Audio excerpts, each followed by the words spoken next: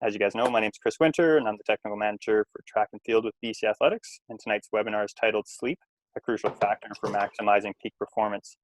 Tonight, we're fortunate to be joined by Pat Byrne, who over the past 2 decades has pioneered sleep and fatigue programs for professional athletes and sports teams.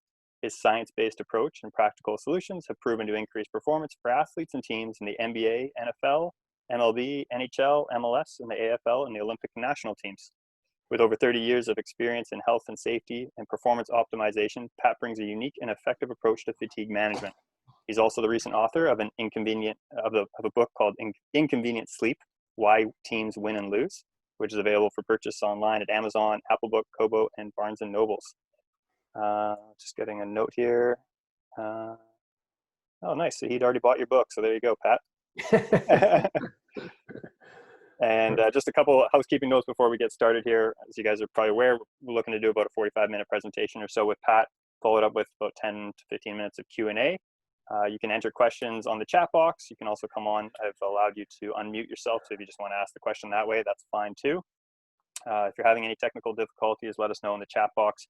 We'll see what we can do, but as you saw last week, we're pretty useless when it comes to that, so hopefully you guys are able to make do as is. And as I mentioned, we're recording the webinar, so hopefully, or I plan to send it out tomorrow to everyone in case you're, miss a little bit or you want to go back and review something afterwards. Those that are coaches, if you've provided your NCCP number, you will be provided with some NCCP professional development points for attending tonight's webinar. So a little bonus there. I think that does it for introductions and housekeeping notes. So over to you, Pat.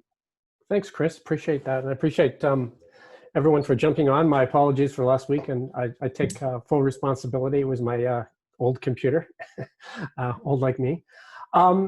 So today's topic is really sleep, and we're going to go through some of the basics. And most of it is going to be about athletic performance and sleep.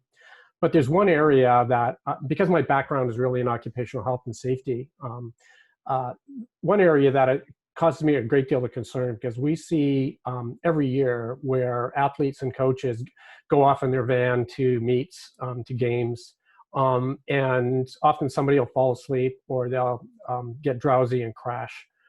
So I just want to, if you haven't seen the video, I'm going to show it here anyways for, it's just like 4 or 5 minutes, just to kind of introduce you to that side of the business, something to keep in mind. I worked for a hockey team, for example. They were from, I won't tell you which town, but they were like 12 hours from here. And they would come to Vancouver, play a game, and it would be over 9, 10 o'clock at night. They would hop on the bus, and the driver would drive them all night, through the night back home again. And he had sleep apnea. He had a serious sleep issue. He could have easily crashed. And he told me several times he was drowsy. I mean, he could have killed 30 players. So I just wanted people to be aware that, the dangers around drowsy driving. So let me just flick this up here for you, if you can see this. So let me just do this. And if I can get this, hang on here, organized.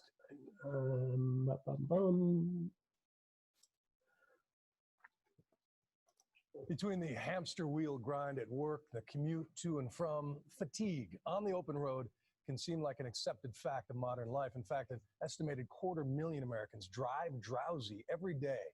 But of course, nodding off behind the wheel can quickly turn into a very real nightmare. So the next time you find yourself with miles to go before you sleep, something to think about. From ABC's Ron Claiborne. The video is shocking. A woman driving a car in Denver asleep at the wheel. Watch as she drifts in and out of her lane, narrowly missing other vehicles. Somehow, she never crashes. She drove 30 miles before a police car was finally able to pull her over.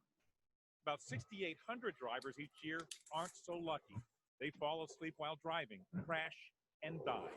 Drowsy driving is the second leading cause of fatal vehicle accidents, behind only drunk driving and ahead of driving while texting. And it's not just driving that's affected. A recent study in the Journal of the American Medical Association estimated that workplace accidents from sleep deprivation cost $31 billion of damage every year. Sleep is such a powerful drive that if you really need it, the brain is going to say, aha, sleep. And that can be an incredibly dangerous situation. But it's driving while sleepy that is especially harrowing. Some drowsy drivers experience a phenomenon that you've probably never heard of called microsleep, where you fall asleep for just a few seconds without realizing it. I volunteered to be the guinea pig in an experiment to see how I would be affected driving without enough sleep. I'm going to be up all night. First, I stayed up for 32 consecutive hours. I've hit the proverbial wall. Almost been up 24 hours. Hi, I'm Ron Claiborne. Then I traveled to the Liberty Mutual Research Institute outside of Boston, where they study the effects of sleep deprivation on driving. It can happen in the blink of an eye. Chronic lack of sleep fogs the mind, makes people more likely to make mistakes at school or work. It makes us emotionally volatile and more prone to illness. At the research lab, I was hooked up to a Brainwave monitor and a device that tracks eye movement. I feel okay now, but not great. Then I got behind the wheel of a minivan. As tired as I was, I thought I would be okay.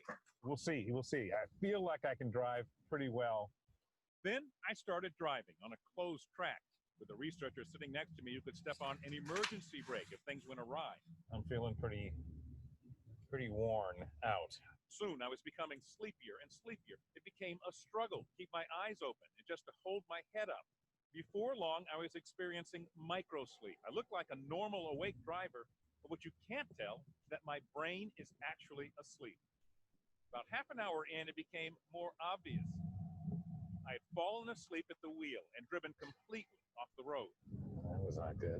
I soon realized I just couldn't go on. Doc, yeah, I'm done. Okay, let's throw it into park then. Good idea. It was just too dangerous. That was tough. Back in the lab, Dr. Seisler showed me just what was going on inside my brain while I was driving. This is evidence that you're falling asleep. My eyes were open, but see how these lines are becoming more jagged? That's sleep coming on. And these lines show my blinking is getting slower. What about when I drove off the road? We could see it coming in your brainwave. Looking at the chart here, how long was my microsleep in this one episode? So in this one episode, we're talking about 1, 2, 3, 4, 5 or 6 seconds. What was most shocking, Dr. Seisler said, I fell asleep. I microslept 21 other times. You had dozens of times where your eyes began rolling around in their sockets. This would happen for 2, 3, 4 seconds. You'd get a couple of good rolls. 50 miles an hour, I would have gone the length of a football field asleep. And then you keep driving. I'd remembered none of it. Fortunately, I had been in a highly controlled situation with safety precautions, driving just 20 to 30 miles an hour. Every day, thousands of sleep-deprived Americans go whizzing along at 50, 60, 70 miles an hour, convinced, as I was, that they can outrace their own fatigue. I was in a real twilight zone the entire time. And it was scary. For Nightline, I'm Ron Claiborne in Hopkinton, Massachusetts. Good. So there's certainly some lessons in that. It's pretty sobering, actually, if you think about it. And it happens a lot, is that people think that they can fight their biology, and they can't do that. So sleep is something that goes on in our brains, right? And there's some lessons that you can get from that video as well, that sleep's just not an on-off switch, right? It's a process of falling asleep, and it's a process of waking up. And in both of those processes, you lose a lot of performance.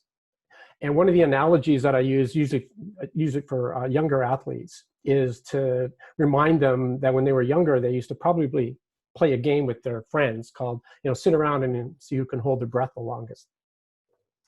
And so everybody sits around and they hold their breath, and eventually everybody has to start breathing. And so what I do is explain to them that while they're holding their breath, their performance is not very good, right? They're focusing on trying to hold their breath. But it's about the brain. So the human brain will let you mess with your breath. In fact, controlled breathing is a very good technique for athletic performance. But your brain will only let you play with it for a certain period of time. After that, your brain just says, I need oxygen, and it'll force you to breathe. And you literally can't commit suicide by holding your breath. Your brain controls that. And sleep is exactly the same way. So our brain lets us mess with our sleep. We can stay up late. There's a lot of things we can do. But when our brain needs sleep, it will shut you down. So you have, you can play with it. And there's a lot of sort of evolutionary arguments about why we can do that. But to understand that ultimately the brain controls that, that function. So if you think about our brains, they contain arguably about 100 billion brain cells. And so they have to communicate with each other. And when they communicate with each other, they give off electrical signals, commonly known as EEG. And so when you look at EEGs of someone who's awake, you can see what the brainwave patterns look like here. And then when we start sleeping, so you start getting drowsy, and then you go and it's called like a lighter sleep, and then deep, deep sleep. So you can see they can actually tell what stage of sleep you're in by the brain waves. So your brain is going through this sort of transformation. And then we go into obviously deep sleep, and then you go into what's called REM sleep, or rapid eye movement sleep, which is very interesting phenomena. It's a lot of people, a lot of doctors will say it's not even real sleep, because if you see the brainwave patterns for REM sleep is virtually identical to your awake brainwave patterns. So what happens is this is the phase of sleep where you dream. And what happens when you dream is your body freezes. So there's this mechanism in your brain that literally freezes your body so that you don't act out your dreams. There's actually a biological sleep disorder called REM sleep disorder, where that connection is broken, and people will thrash around playing out their dreams and hit their partners and hurt themselves, and it's quite a serious thing. And there's a lot of talk, certainly in the press and certainly over all the, we'll talk a little bit later about all the sleep gadgets you can get, about the different stages of sleep and why some are important and when some are not important. They're all important. I always say to athletes, you know, what's more important, your heart or your lungs? I mean, they're all important and they all have a very specific function. And your brain decides what stage of sleep you're going to go into when. You have zero control over that. And so as we talk later, a lot of these new sleep watches that come out, or sleep trackers, will tell you or purport to tell you what sleep stage you're in. For me, that's just a lot of useless information, because you can't, first of all, there is nothing, quote, normal around these sleep patterns. There's some generalized ones I'll show you in a minute, but your brain decides what state you're in. So on the experiments where people are very sleep deprived, like the guy we saw in the video is up for 36 or so hours, or people that are up late, as soon as they go to sleep, the brain goes into deep sleep and stays there for a very long period of time. It skips a whole lot of the other phases. So your brain knows what it needs, and the best thing you can do is just get in the hours of sleep you need and let your brain do its thing. So on the idealized side of things, so if you're awake here, and this is the 8-hour time for sleep, for example.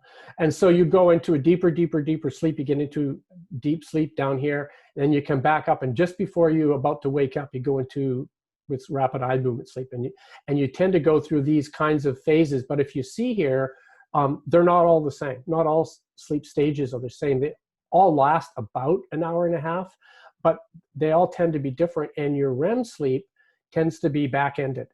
So your dreaming tends to end near the night. So the people that are getting 5 and 6 hours of sleep aren't getting the REM sleep that they need. Sometimes the brain can compensate for that, but for the most part, unless you're getting, and we talk a little bit later about what sort of ideal amount of sleep for people, but it's really in the sort of 7.5 to 9 hour range for most athletes. And so if you're not getting that, you're going to end up robbing yourself of some good stages of sleep. So a little bit of, because this is important, I think, for everybody to try to understand what's happening in sleep. Sleep is and we spend a whole chapter in our book on this. Sleep is a really new science. This is William Dement. He is called the father of sleep medicine. I've never met him, but I know some of his students and his proteges we interviewed for our book as well. He just died in June of this year. He started working in early 1950s with a few other people, Eugene Azarinsky and others, where they discovered REM sleep. But virtually everything, no, not virtually, everything we know about sleep, we've learned in my lifetime. And virtually everything we know about sleep and athletic performance, we've learned in probably the last decade. So it's all very new. And so one of his, he's a very funny guy, speaker actually. So why do we sleep? He says, as far as I know, the only reason we sleep that is really, really solid is because we get sleepy. So they're finding out a lot of new things that are going on in our brain, and including sort of cleaning out the brain while we're sleeping. There's a lot of different things that go on. Now, one of the analogies that I use for athletes is to say, look, think about it this way. Think about, it's like you're driving your car into the garage at night. And while you're sleeping, the mechanics are there, they're gassing it up and changing the oil and tuning it up and polishing it up and getting it ready. So after 8 hours, they open the door and you're good to go all day. If it's in there for 4 hours, you're probably coming out with half a tank of gas and the thing might not be tuned up and you're really not ready to go. The other aspect of sleep that people are interested in is sort of, and we'll talk a little bit later about this, about how long people sleep and can you actually sleep too long? And the short answer is yes, you can. So people that chronically, and I'm not talking about occasionally, but chronically sleep 12 hours or more, usually die within 5 or 6 years. And so how that's sort of explained is that if a car can be gassed up and tuned up and oiled up in 8 hours, and it's in the garage for 12 hours and it's still not coming out ready, there's something wrong with the engine. There's something seriously wrong medically with the person. And so that's kind of a sign. I mean, it's very typical for teenagers and others to sleep 8, 10, 12 hours, certainly to make up for sleep they've lost during the week, sleep on the weekend. Nothing wrong with that. But if you're an adult and you're chronically sleeping more than 12 hours, you probably should see a doctor. So what happens when we sleep, it re-energizes the body cells, it clears waste from the brain, it supports learning, memory, and reaction time. And we're going to spend a bit of time, particularly around learning, memory, and reaction time. It also regulates your mood, your appetite, and your libido. So what we'll talk a little bit to give you some background into some of the research we're going to talk is how we measure sleep. So the only real way to measure sleep is with what's called polysomnography. So if you see on the right-hand side here, so they have electrodes all over your brain measuring your brain waves.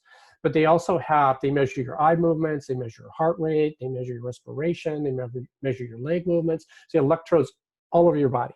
So that's how they can measure the stages of sleep you go in and whether you have a sleep disorder.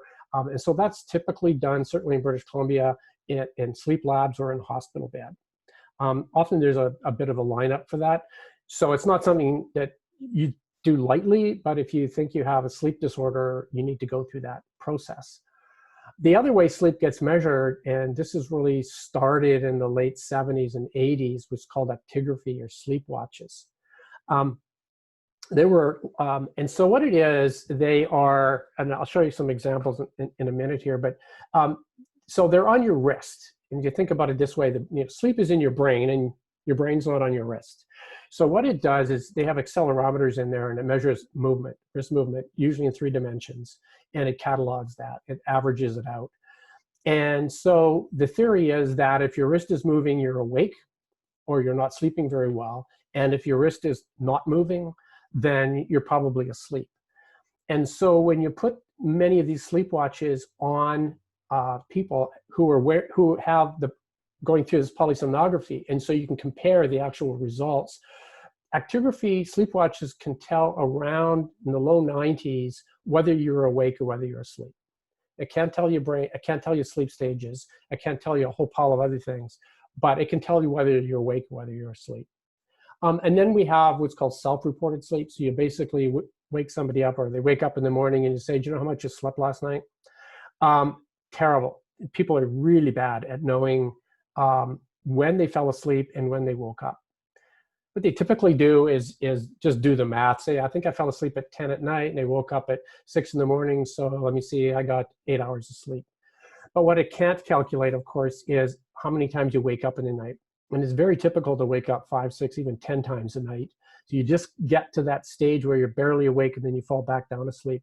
So it can't really tell you the quality of your sleep very well, but it can tell you whether you're awake or whether you're asleep. And so there are two different kinds of sorts of actigraphy or sleep watches or sleep trackers, whatever you want to call them. There's what's called consumer level and medical grade devices. So the difference is that the medical grade devices have been validated, tested against with large numbers of subjects against polysomnography, against the brainwave technology. The consumer devices virtually are not tested at all. They don't have to be, they're not sold as medical devices. So things like Apple Watch and Fitbit and bases and all of these things that people use have virtually never been tested against polysomnography. What they do is they use accelerometers and they measure the motion, and then they put it through an algorithm that was a mathematical formula that was created by Daniel Kripke in the 70s called the Kripke algorithm, and they virtually all use the same mathematical formula. Doesn't mean these things don't work very well, they just haven't been tested very well. So they can tell if you're awake, and but they cannot tell what sleep stage. We covered that. So if you look at sleep watches, this is the data you get out of them comes a lot of different forms, and this particular one, so each one of these lines is a 24-hour period. And so because it's based on motion, you can see when this person's moving, and then the blue is when they're sleeping. They just color it so it highlights it. So you can see there's very little motion, and then you see where there's motion here, for example, they can tell when that person's awake. And so what they can tell from this, and I used this a lot for the 7 seasons I was with the Canucks. We tracked all the players' sleep on the road, at home. And so we could tell, what the various sleep issues were, how long it took them to get to sleep after games, how long it took them to get sleep at practices, who were sleeping well at home, who were sleeping better on the road. I can tell you the players with kids slept better on the road than they did at home. For those who have kids, will probably understand that. So we were able to take this data from each individual player and then create sort of team sleep profiles so that we could tell the team, look, you don't need to travel after this game because we know your players are only going to get 3 or 4 hours of sleep. So I want you to stay in that city, let them get some sleep, and we'll travel the next day. So there's a lot of sort of more, you can use both the individual data, but also the team data you can use to sort of set practices. When I was doing work with the Seahawks when they won the Super Bowl, they used to have early morning practices after Sunday games, and Monday they would be back in Seattle, early morning practices and meetings. And I say, why are you doing that? And just because the answer was because we always did it that way. And so once they actually look at the data, they understand, oh, we need to let these guys sleep better, particularly on the Mondays or after these trips. So they actually can put the data, they can actually, it's actionable data. They can actually look at it and say, okay, we need to have a day off here. We need to give the players time to sleep. So if you look at, particularly the sleep trackers, because I know a lot of athletes use these. So you look at the sort of typical metrics they use. So sleep duration, obviously, is how long you slept. The awake time, which is the amount of time you're awake during sleep. So, if it says you're sleeping for 8 hours, but 1 hour of that you're awake, you probably have some real sleep issues. Sleep efficiency, which isn't terribly, I think it's not a very good metric. It's the percentage of time in bed that you're actually sleeping. So that depends. If you go to bed when you're really sleepy and fall asleep right away, you have a pretty good sleep efficiency. But if you're laying in bed reading, it's not so good. So it's not such a great metric. Sleep latency, which gets a lot of play, a lot of over-the-counter medications. If you look at them, they'll say it'll help you fall asleep faster. We cover this off in the book fairly extensively. It's actually a concept. You can't actually measure how long it takes you to fall asleep. It's a completely fraudulent concept. And if you think about it this way, we can measure pretty precisely within a minute or two when you actually fall asleep, whether we measure your brain waves or from sleep watches. We can tell when you fall asleep. But when do you start the clock ticking? When do you decide, oh, I'm going to start falling asleep? There is no biological objective starting point. So this whole notion that you take something and help you fall asleep faster because you actually don't know when you were going to fall asleep in the first place. So So don't pay much attention to that sort of nonsense in the over-the-counter products. But sleep debt is important because it's accumulated loss of sleep over days and weeks. So if you're chronically getting, 5-6 hours of sleep, it catches up to you after a week. Your reaction time and your ability to memorize and to focus, it's as if you were being awake for 24 hours. And I'll show you some of the research around that. So accumulated sleep loss is pretty important. Certainly, for athletes, it's very common, particularly in some of the team sports, because they play so many games. In the NBA and NHL, it's not so much in terms of anxiety, but certainly in the business you folks are in, when you have occasional meets, and there's a lot of anxiety, and athletes tend to roll around and say, and fret about how much sleep they got. So the way we tell them is kind of get their brain in sleep shape, much like they get their body into good physical condition. So, if you're traveling to a meet and you miss your workout the night before a meet, it's probably not the end of the world, because you've got so much resilience built up in your past training. And that's the same with sleep. If you can chronically be a good sleeper, then losing some sleep before a meet, it's not the end of the world. You won't even notice the difference. But if you're chronically a poor sleeper, then you will notice the difference. So we try to get athletes to think about sleep the same way they think about strength and conditioning. So how much sleep do we need? So there's an individual, there really is individual differences. For most teenagers, it's 8 to 10 hours, and young adults, 18 to 25 or 7 to 9.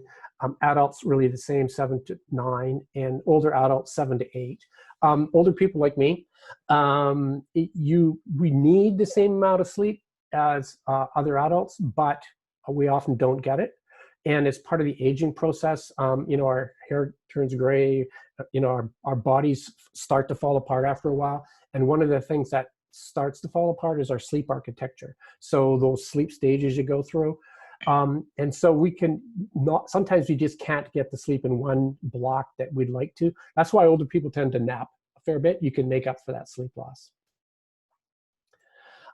So there are a couple of different things here. One is the type of sleeper. So they're what's called owls. So the people that they chronically stay up late and sleep in, and larks, that are people that chronically go to bed early and wake up early, and then the sort of in between. And I think over the general population, it's about 25% owls, 25% larks, and about 50% of the people are in between.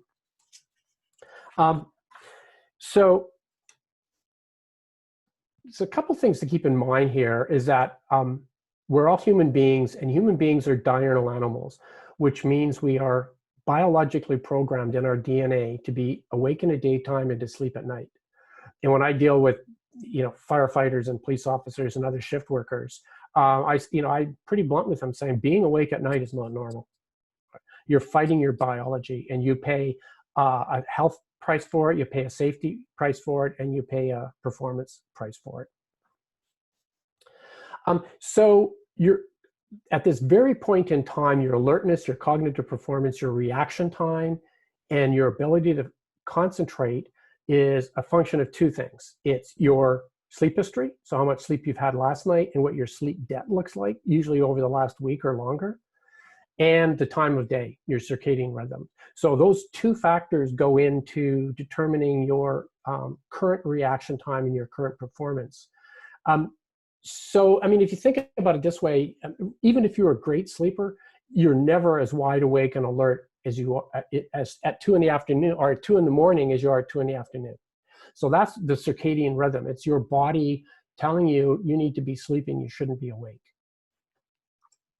And so the way circadian rhythms work, and this is, I think, a really important point for athletes, is that there's a center in the brain. So out of the 100 billion brain cells, there's about 20,000 brain cells that are like the orchestra leader. And they have a direct line from your eyes through sunlight, through your eyes into that part of the brain. So it's triggered by sunlight. It's triggered by light. So when it's light out, the light goes right into your brain and tells you need to be awake.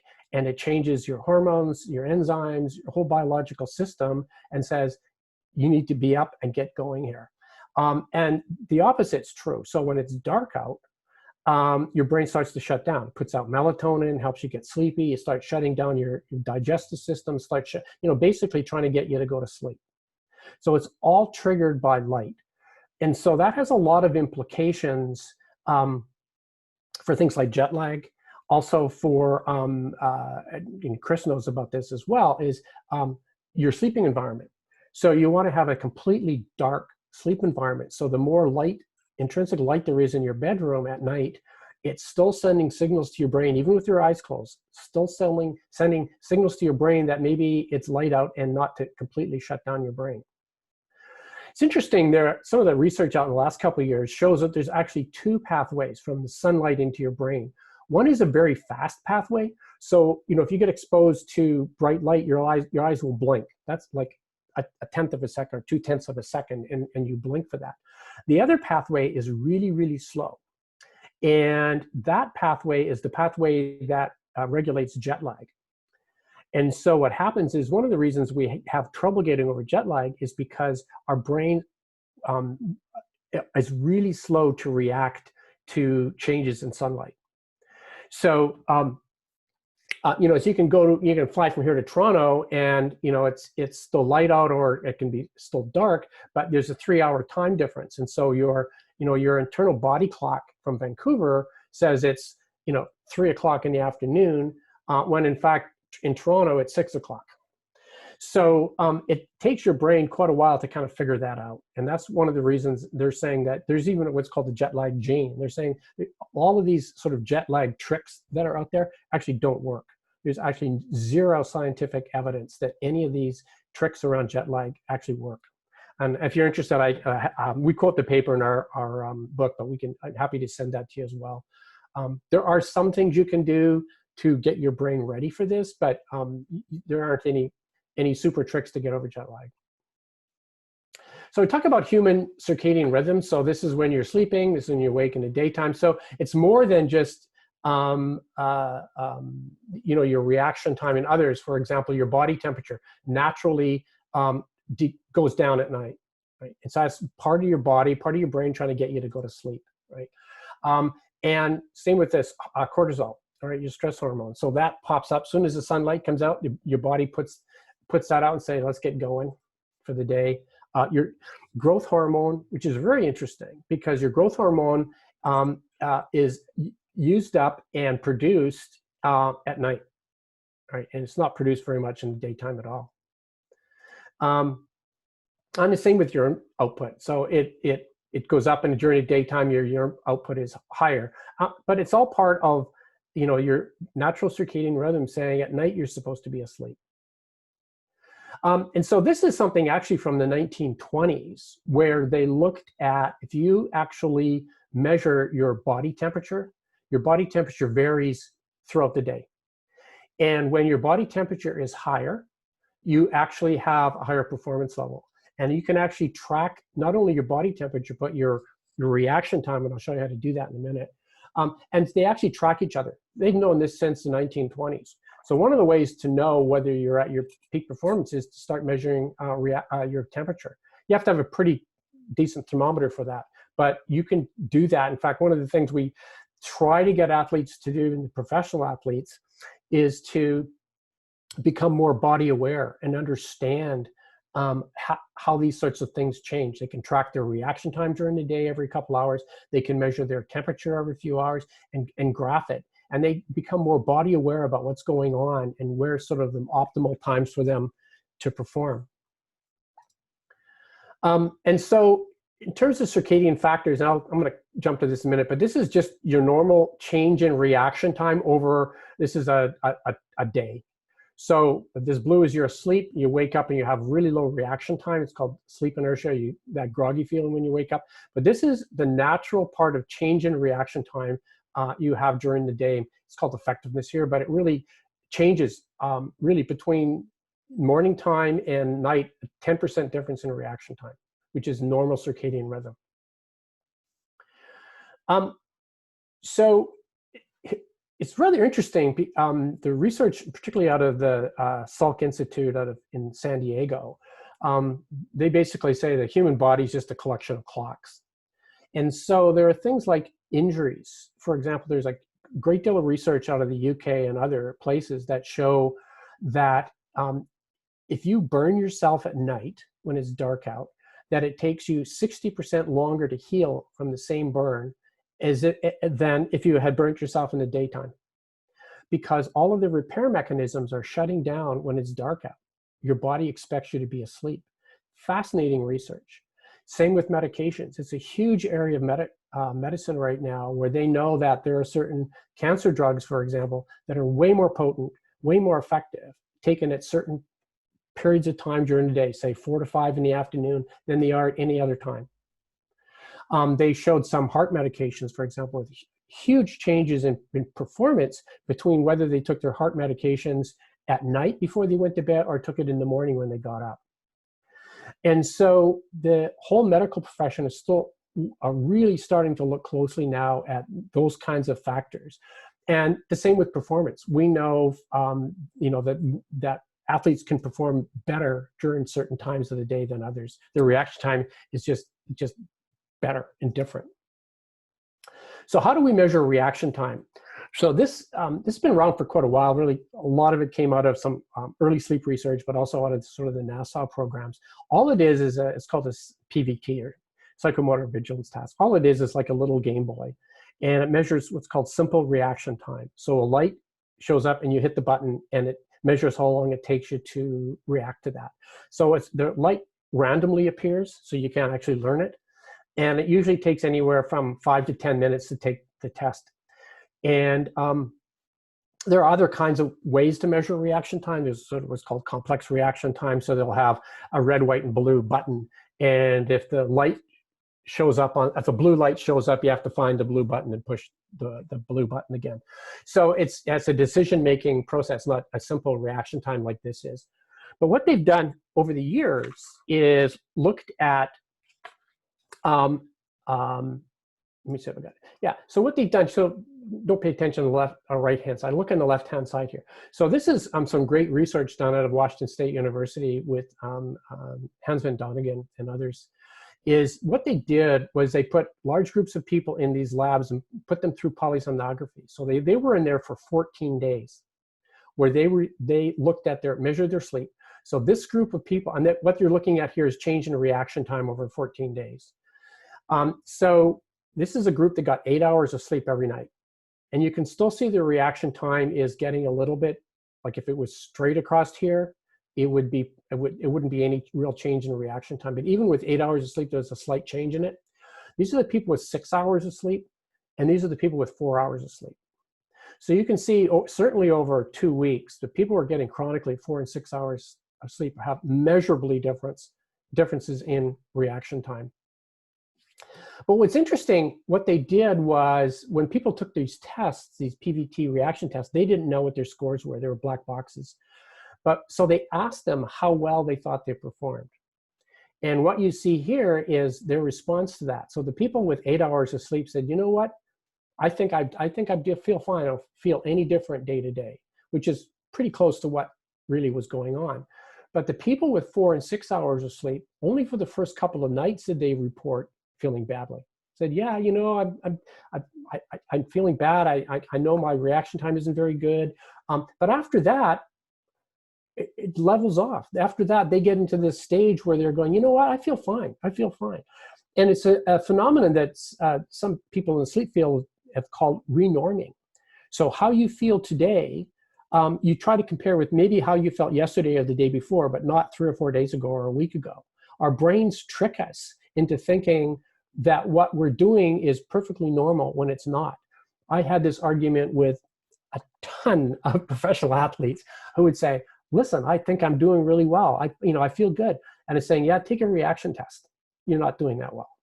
Right? So there's a real disconnect between how people actually think they're doing and how they actually do on performance tests. That's really interesting, Pat, because I feel like I've seen, and it's sometimes these things are touted out there when you talk about like a CEO of some Fortune 500 company, and they brag about their 4 to 5 hour, sleep and how they get by just fine, right? But you're saying they've normalized it to themselves, but the reality is they're not.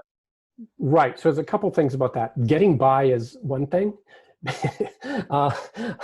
Performing at your best is something different.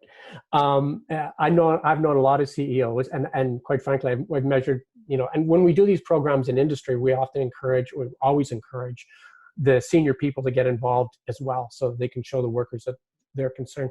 And the CEOs that say they're sleeping 4 or 5 hours are lying to you most times. They like to say that because they like to, like a certain president, like to think they can fight biology. You can't. And so, that's just part of this sort of persona.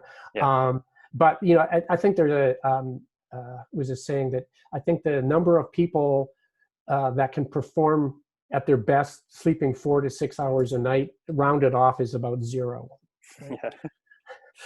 So yeah, and there's another study, very similar study done at the same time. This was done at Walter Reed Army Research Hospital. It was done over a week. These great folks at Fort Detrick, I've done some training there with them as well. I really do amazing research. They flip things around so that the poor reaction time is down, not up, but that's just science for you. So they took these large groups of people and put them gave them all 8 hours of sleep. And you can see these 4 groups, all of them with 8 hours of sleep, and you can see the kind of range of reaction times within that group. So they kind of got a baseline for them. Then they put this group, they gave them 3 hours of sleep every night for a week. And you can see rapidly the reaction time drops off and stays dropped off. And then people with 5 hours of sleep, 7 hours of sleep, and 9 hours of sleep. And so it's actually interesting because actually even with the error bars, you can see it's the 7 and 9 hours, they're actually distinguishable reaction time. But what they did was, I think, was quite fascinating. After a week, they gave them all 3 hours of 8 hours of sleep to recover their reaction time. So these people all taking PVT tests every 2 hours. Guess what? None of these groups recovered. After 3 nights of good sleep of 8 hours, they did not recover their reaction time. When you extend this out, because there's some, it's a long story, but there's software they developed out of this that the airlines use for their, and the railroads use to schedule pilots based on this study. And if you work this out, most of these people that are down in these 3, 5, and 7 take around 6 or 7 nights of good sleep to fully recover. And so we see that but certainly with student athletes. I mean, my co-author in the book was a former student athlete in the NCAA, and that was the same thing. I mean, they would do all-nighters just on the educational side, but they would play volleyball up and down the East Coast Conference, and not getting much sleep, coming back on the buses or trains late at night. And it took them a long time to try to recover some of that reaction time. A lot of times they never did. And this is just shows the software that they had developed as a result of that. So this is another very interesting study. So even if you are a good sleeper, and say you normally sleep 8 hours every night, but you just stay awake for a long period of time. So if you stay awake for 18.5 hours, then you have essentially the same reaction time as somebody who's 0.05 alcohol. Right. So both groups, the alcohol drinking people and the sleepers, all are good sleepers. But these people just stay awake for 18.5 hours. These people drink alcohol. It's exactly the same reaction time.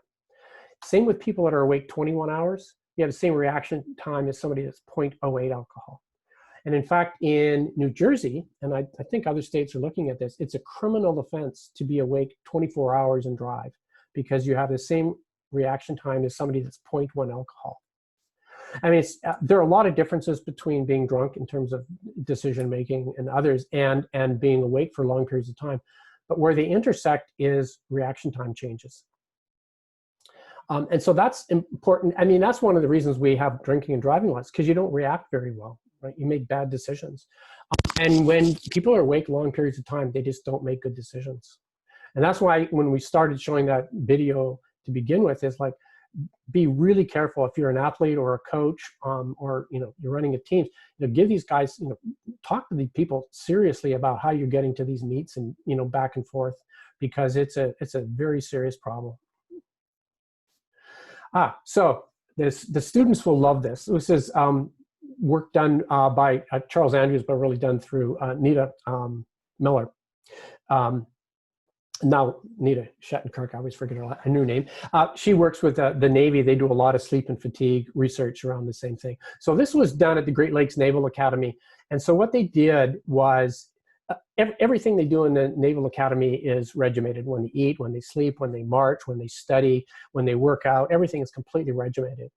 And so in 2000 and 2001, all of these athletes or students were given 6 hours of sleep per night. And what you're looking at here are standardized test scores that they take halfway through the school year. And this is the range of standardized test scores for that class. This is the standardized scores for students with, in 2001 with 6 hours of sleep. 2002 is a transition year. And in 2003, this is the range of scores on the same standardized tests for the students who got 8 hours of sleep. And the difference is, I think they said like an 11% difference in grades simply based on sleep, because it's your ability to retain information. So what happens when you sleep is the information you retain during the daytime gets consolidated, gets put into the long-term file cabinet, as it were. And certainly with this slide and a few others, that's really convinced a lot of the NFL players we deal with that sleep is really critical. If you have to learn 50 or 60 new plays a week, you better have a good memory, because if you mess up once in a game, you might not be playing very many more games. So it really does make a difference. And so the students that have, the pull all-nighters to study, it's a waste of time, really is. You're far better off to get sleep. And I have 2 daughters that are now graduated from university, and I showed this to them before they went off, and they laugh at me. So, students are students, but I think it's important to keep in mind that not only from an athletic performance is sleep important, but certainly from an academic perspective. And in terms of the health consequences of poor sleep, it certainly is, very good research showing increase in risk of diabetes, heart disease, and hypertension, risk of mood disorders and mental disorders. And in chronic poor sleep increases mortality from all causes by at least 15%. Some people say it's even higher than that. And obviously there's safety consequences as well. So increased accident risk, we see that all the time in industry, increases in poor decision-making, increases in risk-taking, increased reaction time, you react slower, and decreased ability to learn and retain information. So the way we teach sleep to athletes and to coaches is to put sleep in context. So it's about getting the athlete ready for the game. And so sleep, nutrition, conditioning, hydration, mental preparation, all of that is getting the athlete ready to perform. Everything else is, depending what sport you're in, but coaching strategy, talent, skill, luck, officiating, equipment, all of those things go into whether you win and lose games.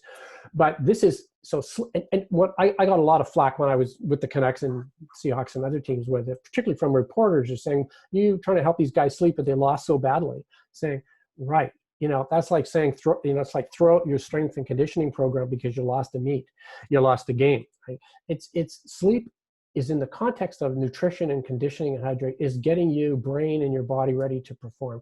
Everything else is coaching and learning. And so once I think coaches and athletes understand that sleep is not on this side of the equation. It's not about winning and losing, or we talk about that in our book. It is, it's about getting the athlete ready to perform. And so there's a number of studies out. So this is work by Sherry Moa.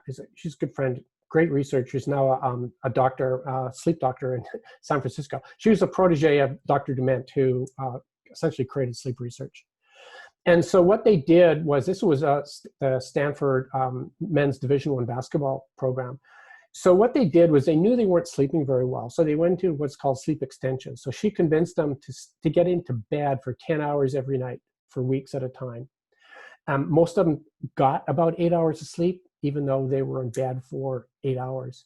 But statistically, it improved their free throw percentage by 9% and improved their three-point field goal percentage by 9.2%. And those were measurable and repeatable.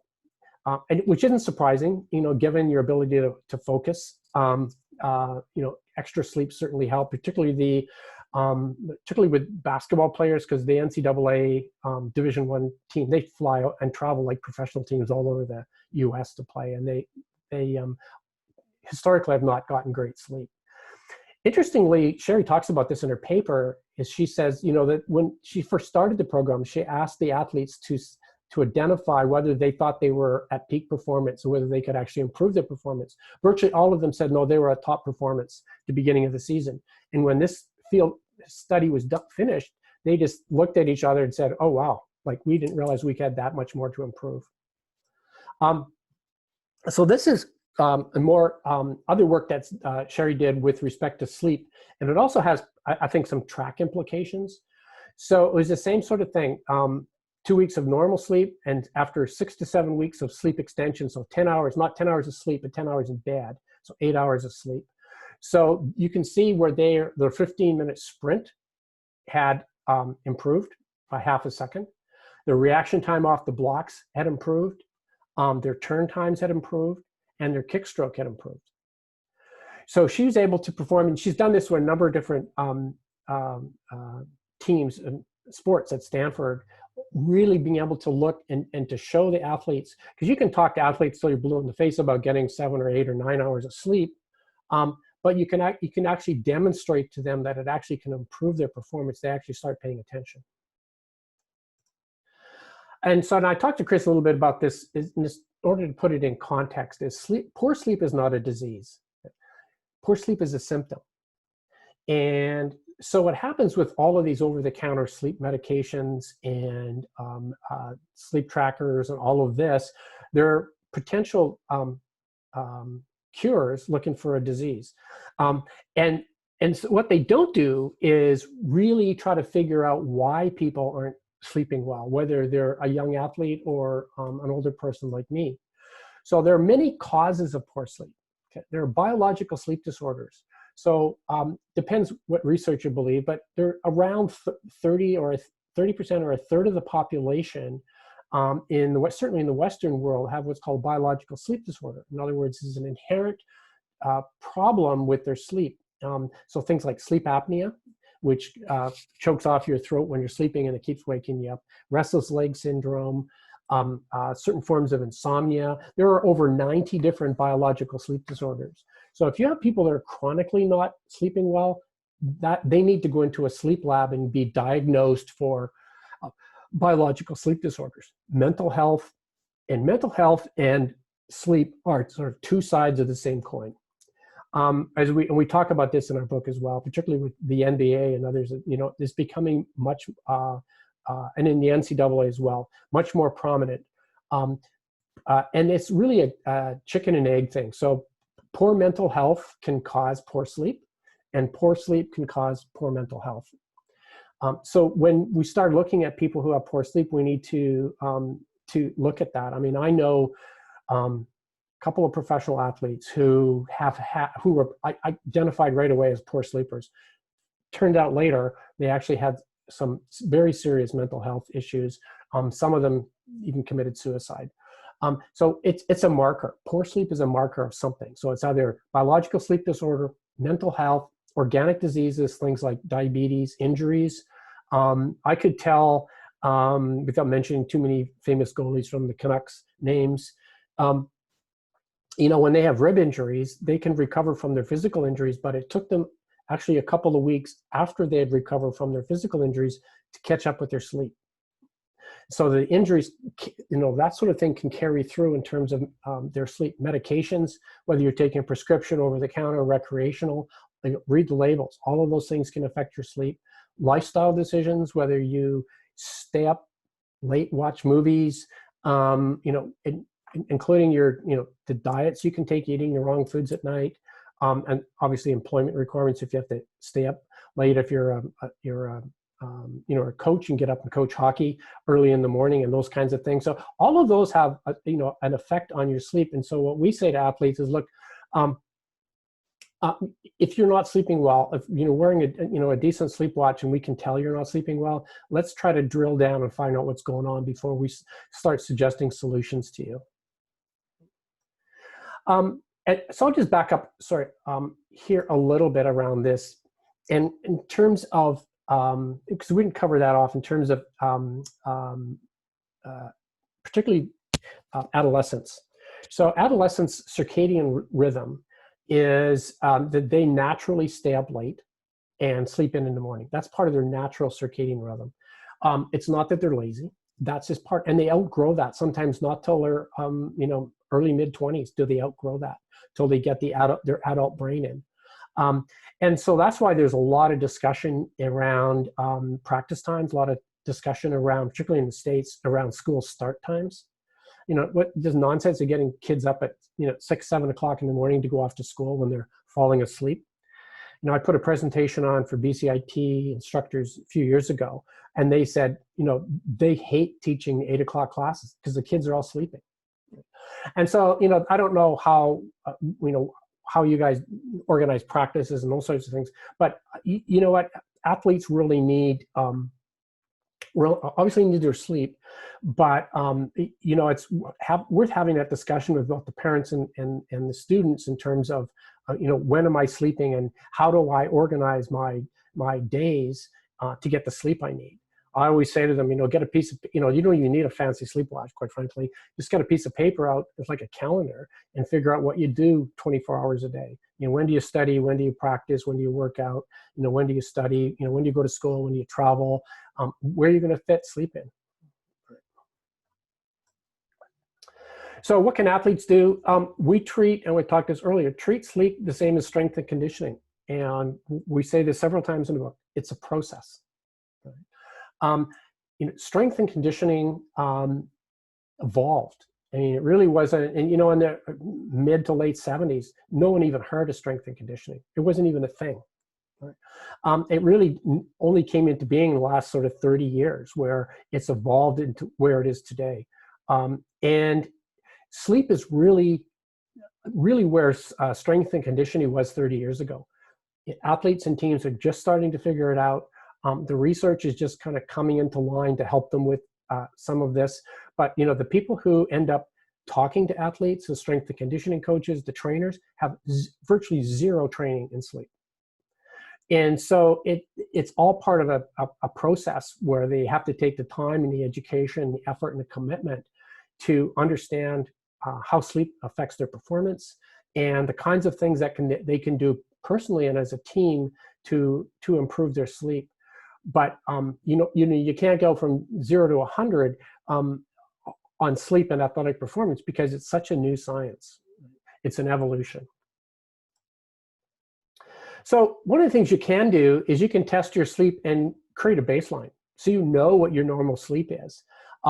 Also, you can check your chronotype with your body temperature. So that means, are you an owl or lark or whatever. So if you just even something simple like tracking your body temperature with a decent thermometer over, 24 hours or 48 hours while you're awake and graphing it, gives you much more body awareness about where your high levels of performance and where your reaction time is. You can go online and get PVT reaction tests.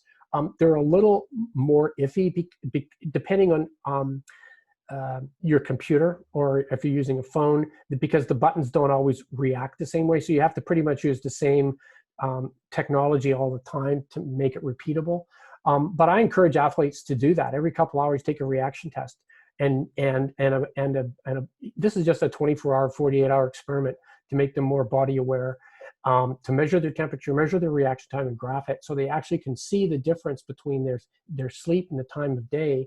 But also they can see, if they're only getting, 5-6 hours of sleep, how they can actually, objectively improve their reaction time. So sleep hygiene, so that you can Google that. It's just a term that talks about things you can do to help your body get to sleep at night. So avoid stimulants, caffeine, nicotine, alcohol. There's a lot of there's caffeine in a lot of different things. So to read the labels, a lot of these drinks have caffeine in them. I gave this talk years ago to a team in Australia, and they asked me about this drink Red Bull. And I said, don't do that. Like, what are you doing to your body? And no wonder you can't sleep at night. You're so hyped up. And they said, we have to take it because Red Bull sponsors our team and we have to drink it. So, yeah, welcome to reality. Exercise can promote good sleep. Obviously, I mean, you're dealing with people that are in typically good shape. Food right before bed can be disruptive depending on what you take in, you know, in your culture. And it's certainly adequate exposure to natural daylight, and certainly during the day. So particularly even during this COVID thing, where a lot of the students may be home learning, is encourage them to get outside and get as much sunlight as they can, certainly during the day. That resets your body clock, and making your bedroom really, really dark. And I mean dark, I mean that literally if you hold in your bedroom, you hold your hand a foot away from your face, and if you can see your hand, it's not dark enough. And associate your bed with sleep. So try not to go in bed and watch movies, and try to get into a routine. I mean, all of that's very sort of personal. People tend to find their own routines to get into sleep. And as I said, it's like strength and conditioning. Get into a routine. Make sure environment, sleep, and relaxing, obviously. I'm surprised, and, you know, particularly with, this goes back a number of years, particularly the NBA, how tall these guys are, and hard to find comfortable beds. Right. So a lot of the top-end hotels I stay in now actually have extra long beds just for them. Again, make sure your room's dark, make sure your room is cool and quiet, avoid interruptions, turn off electronics. So one of the wavelengths of light that go through your eye that really stops your body from producing melatonin that helps you sleep is blue light. And that is given off in spade by most of the electronics. The computers, the phones, gives off a lot of that blue light. I know people talk, you can buy blue light blockers. There's things you can do to do that. You can also just turn it off an hour before you go to sleep. But also talk to your family and friends and teammates and your coaches about sleep, and to make sure that it's a priority and that they actually understand that you're taking it as seriously as you're taking your conditioning program. So I'm just about done here because I know we're getting out of time here. So avoid stimulants. So I did that again. Going back. Napping is good for the most part. So we talked about that. So napping is sleep. And so typically if you nap 20, 30 minutes, that's good. Because then you don't get into such a deep sleep. You don't get into what's called sleep inertia. So when you wake up, you get all groggy. But most professional athletes I deal with all have naps in the afternoon. And the time to nap is really at your circadian low, which is in the afternoon, usually 1:32 to 3 or so in the afternoon. It's often called what's called a post-lunch dip. People get tired and yawn in the afternoon. Natural part of your circadian rhythm. It's not about the pasta you had for lunch. It's a natural part of your circadian rhythm. It's a good time to nap. Again, you know, napping like caffeine is too much close to your bedtime can affect your sleep. So nap strategically, and if you take caffeine, do it strategically as well. So we talked about self-awareness and diagnosis of occupational disease and a commitment to solutions. But it's really this self-awareness is getting athletes to understand how important sleep is, but understand their own body circadian rhythms. So I think that's goes a long way to get them down that road, part of that evolution.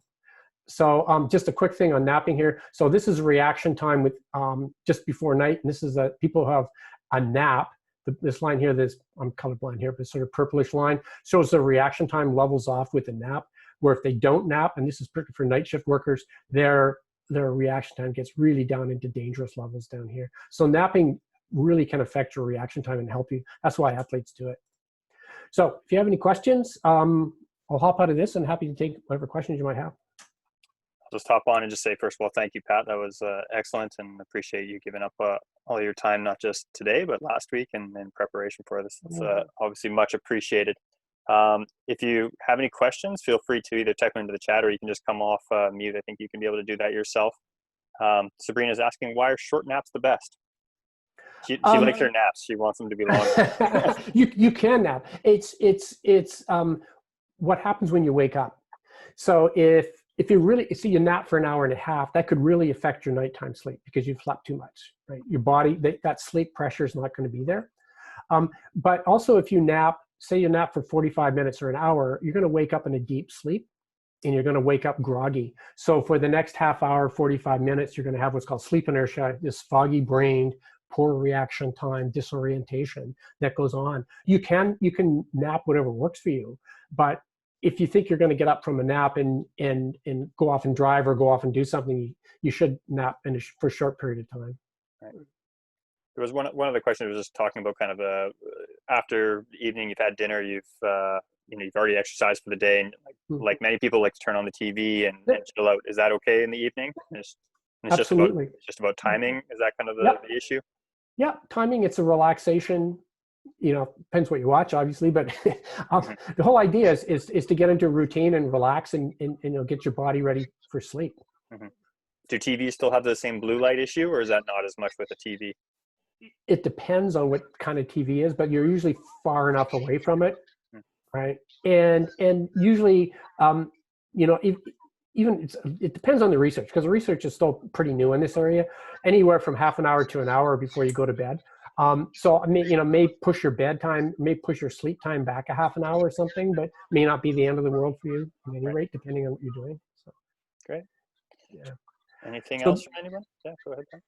Yeah, I was just going to say this is sort of a real scratch the surface kind of view of the topic. Certainly we cover a lot of these things in a bit more detail in our book. But if you have any more questions, just feel free to reach out to Chris or myself. I'm more than happy to answer whatever questions you might have.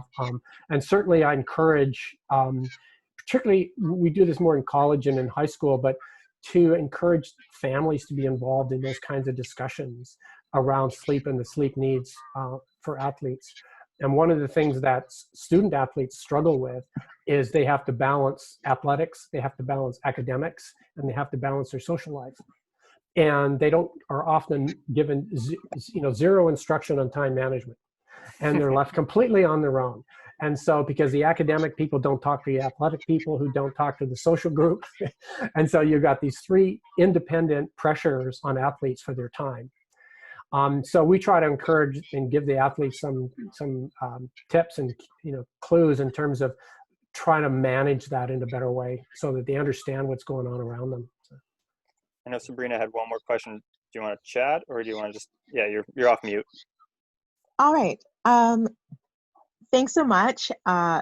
This one you kind of touched on already, talking about the schedules, particularly for student athletes, whether they're in high school or in university, as well as sometimes just the requirements around early training schedules. For example, gym times or rink times, that's just what's available. And I'm wondering whether you have research or just an opinion on how beneficial those early morning sessions are, knowing that while young people know they need to get a lot of sleep, often they aren't. Right. So there is some research. Some of it is coming out, a lot of it around swimming, because for some reason, apparently the younger swimmers get the crappy pool times. 6 a.m. I did swim club for a while. And hockey as well, and in terms of rink time. So, and I think some of the work that Sherry's done, looking at particularly the swimming groups and how much, the ones that are just getting not good sleep, and how their reaction time and their actually pool times are worse than if they're getting the proper sleep. So the problem with early morning times is that it robs them of their sleep, because adolescents, as I said, have a lot of difficulty, most of them falling asleep early enough to get their 8 hours or 9 hours of sleep that they need. Right? And so if you just do the math, that means if they're getting up if the practice time starts at 6, they're getting up at 5 or 5:30. Right? And so if you're looking back, and there's no way teenagers fall asleep at 8:30 unless they're completely sleep deprived. So it's a process. There aren't any magical solutions, but it's an educational process to start talking to the athletes and folks like yourself and the parents, and saying, look, how can we help these guys get the sleep they need? Thank you very much. Yeah. Sorry, no easy solutions. No, that was great. So anything if else it's, out there? as I say, it's not too late, I might ask a quick question too that might be easy to ask offline later, but I know for me this hits close to home because I'm definitely a bit of a night owl and I'm a marathoner, so a lot of my workouts are in the morning. I don't know if you have any kind of suggestions for shifting your clock if you're naturally someone who, you know, just goes to bed late. Yeah, you know, the research isn't really great on that. I mean, you are what you are. I mean, some of that, I think you're still young, Rachel, and you know, you may grow out of that. But you may be, you know, as an adult, that may be you. But I mean, so I would ask about, you know, if you're, you know, why people train so early in the morning. Like, is that just history, or is there's some biological or physical reason that you need to do that? Yeah, no, I mean, I know a lot of it is we compete in the morning, so you try to get used to, you know, doing a competition, but it might be easier to talk offline too without everyone here, but it's just an area I know I constantly, find myself behind the 8 ball in. Right. So but, you know, and we'll talk offline, but it has to look at your schedule because I assume you're not out there every morning. Right. No. Right. And so it depends how often you do that and you know, and ways to track your sleep and seeing how much it really does affect your sleep. Right. So, yeah, we can do that. Yeah, sounds good. Thank you. It was a great presentation. Oh, great. Okay, well, guys. Thanks, everybody. You bet. I think that's it from everyone. So again, thank you very much, Pat, and yeah, much appreciated. And we'll send everyone the recording afterwards in case they want to go back and look at any specific slides. So thanks, Pat. Much appreciated. Yeah, my pleasure. Thanks. Okay. Have a good night, everyone. You bet.